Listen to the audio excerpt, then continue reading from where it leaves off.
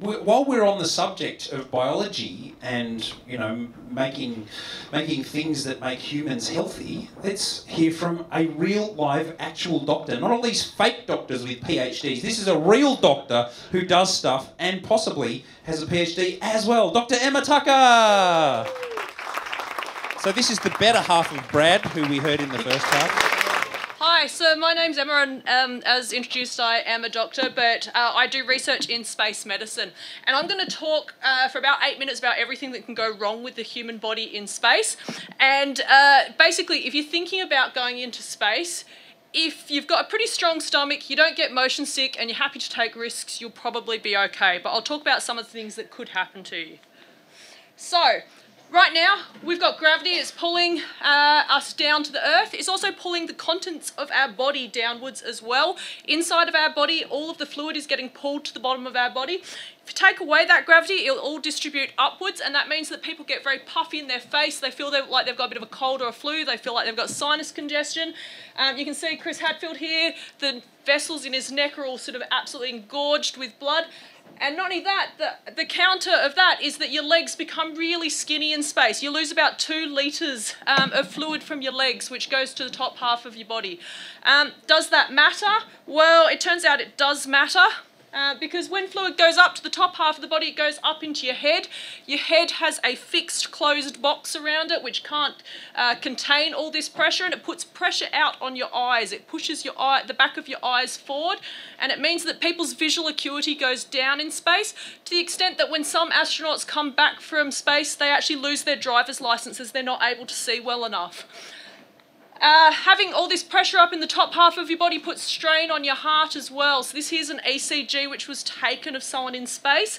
So this is looking at the electrical rhythm of somebody's heart, and it's got that characteristic sort of beep beep beep beep beep beep noise that you might have sort of heard on medical shows, where the signals are going through the heart, causing it to beat in a regular rhythm. So this was taken in space, and it was going normally, normally, normally, and then suddenly, rather than the beeping that you want to hear, it goes beep, beep, beep, beep, beep, beep. And this is one of the few socially acceptable times where you can electrocute someone to shock their heart back into a normal rhythm. Luckily for this man, it actually reverted by itself because this electrical rhythm is not really compatible with life. He was evacuated from space because of this and has not been allowed back into space since. So, also, your muscles and your bones, they're really dependent on gravity. When you're floating around in space, it's really easy to do nothing at all. You just float. You don't need to do any exercise at all. And people can lose 50% of their muscle mass in space.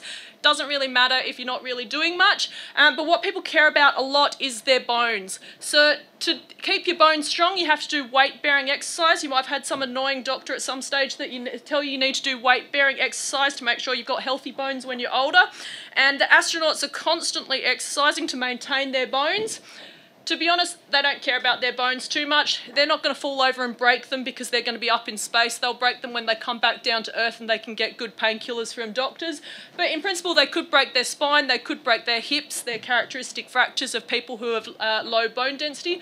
The reason the astronauts care is because when you're up in space, if you're losing your bone mass, all that calcium from your bones goes somewhere. It goes into your blood. That blood's going to circulate around your body. It's going to go to your kidneys. Your kidneys is going to try and filter out all of that calcium that was in your bones, and it's going to put it into renal stones. And the last thing you want is to be the person who's on the International Space Station passing a kidney stone. Apparently it's worse than childbirth. So that's what happens when you think about gravity in space. What about if you take away the atmosphere? What happens if you put a person into space without the atmosphere around them? So we need to think about high school science here for a moment. Our body is essentially water. 66% of our body is made up of water. And water can exist in 3 different forms. So it can exist in water, it can exist in ice, and it can exist in steam. And those transition points, water will go to ice at 0 degrees, it will boil at 100 degrees.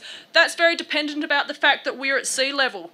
If you start taking the body to a different pressure, this will have a different effect. So, we know about the human body. The human body sits at about 36, 37 degrees.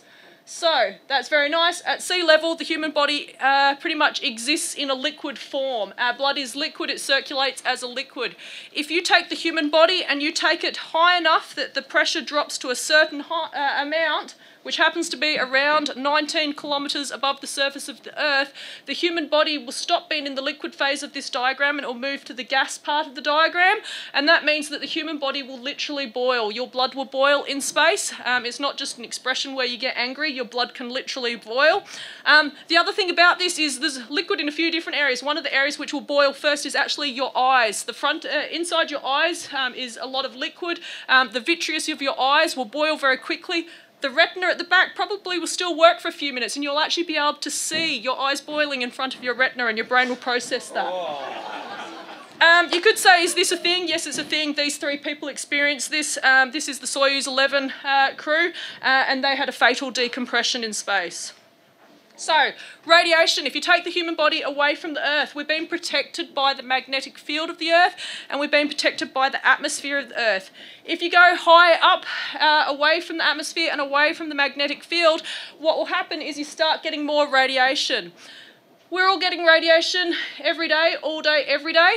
If you look at it on this scale, we probably sit around the number 2 as the amount that we get over the course of a year. When doctors say, yes, you can have your X-ray, that's fine, it's because they're proposing to let you have a small amount more radiation on top of that, and really it doesn't matter. When they say, no, you can't have your full body CT scan just because you want to know what you look like on the inside, it's because you're asking for 5 years worth of radiation in the space of a few minutes. What about in space? If you go to the International Space Station for 6 months, you get equivalent to working as a radiation technician for about 5 years worth of work. Is that a problem? NASA says no. NASA says that's fine. Their career radiation limit is up here, and with that career radiation limit, they say that they accept that 3% of their astronauts will die from cancer that they wouldn't have had if they hadn't gone into space. Even that is, one could say, is probably not a problem, and that's because NASA is proposing to send people to Mars. If you send someone to Mars, you're actually going beyond the career radiation limit for a NASA astronaut. You can't get to Mars and be within that realm of radiation of what's currently considered acceptable. So just lastly, what I might talk about is the elephant in the room here. With going into space and the health effects, it's really hard to ignore the fact that there has been some rather catastrophic things that have happened to people going into space. So there's been a few major fatal accidents in space. There's been the Challenger, the Columbia crew. I've already mentioned the Soyuz 11 crew. And then there was the Apollo 1 crew. People might think, oh, we don't put high oxygen environments in space anymore. Yes, we do. When you go on a spacewalk inside a spacesuit, they tend to be low pressure, high oxygen environments. And if you're thinking these are all historical things, let's not forget that Virgin has also managed to have a fatal accident of one of their pilots as well. So going into space, as I said, if you're reasonably happy to take risks, the human body does cope with it quite well. However, if you're a little bit risk adverse, you might want to wait to see how a few of the Virgin tourist crews go before you sign up for one of those trips. And I'll leave it there.